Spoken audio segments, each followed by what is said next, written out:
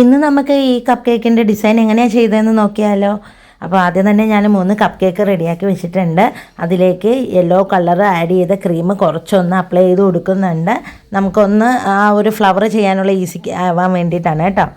എന്നിട്ട് ആ flower design പതിയെ കൊടുക്കുകയാണ്. പതിയെ വേണം നമ്മൾ ഓരോ പെറ്റൽസായിട്ട് അതിൽ പൈപ്പ് ചെയ്തെടുക്കാനായിട്ട്. നമുക്ക് ഇടയ്ക്ക് അതൊന്ന് ടേൺ ചെയ്ത് കൊടുക്കണം ആ കപ്പ് കേക്ക്. എന്നാൽ മാത്രമേ നമുക്ക് കറക്റ്റായിട്ട് ആ ഒരു ഫ്ലവർ ഡിസൈന് കംപ്ലീറ്റ് ആയിട്ട് കൊടുക്കാൻ പറ്റത്തുള്ളൂ.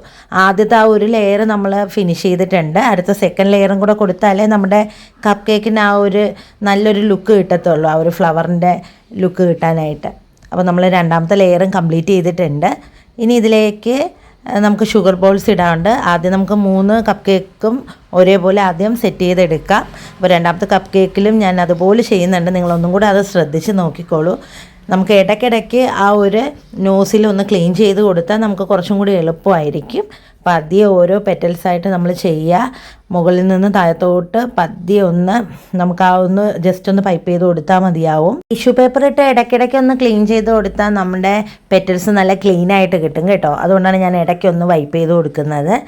നമുക്ക് ഈ കപ്പ് കേക്ക് 3 കപ്പ് കേക്കിൻ്റെ കൂടെ ഒരു 1/2 kg വൈറ്റ് ഫോറസ്റ്റ് ഒരു ഡിസൈന് കസ്റ്റമർ തന്നിട്ടുണ്ട്. നമ്മളെ സ്ഥിരം കസ്റ്റമറാണ് കേട്ടോ.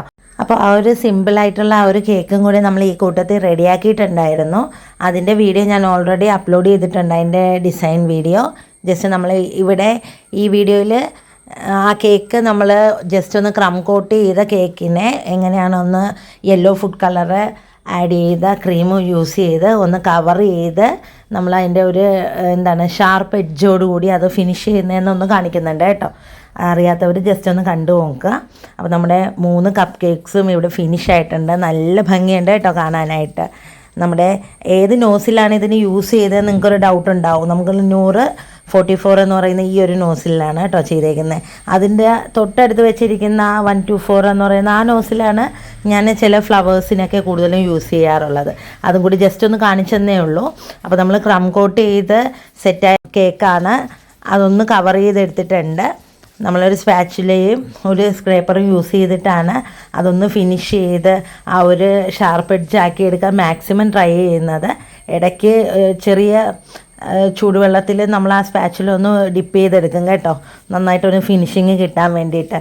അങ്ങനെയാണ് നമ്മൾ കറക്റ്റായിട്ട് ആ കേക്കിൻ്റെ ഒരു ഫിനിഷിങ്ങിലോട്ട് എത്തുന്നത്. അപ്പോൾ ഓൾറെഡി അപ്ലോഡ് ചെയ്ത ആ ഡിസൈനിങ് വീഡിയോ കാണേണ്ടവരൊന്ന് കണ്ടേക്കുക, എന്നിട്ട് നമ്മളെ സപ്പോർട്ട് ചെയ്യുകയും ചെയ്യുക. അപ്പോൾ മറ്റൊരു വീഡിയോ ആയിട്ട് വീണ്ടും കാണുന്നവരെ ബൈ ഫ്രം അരോമ.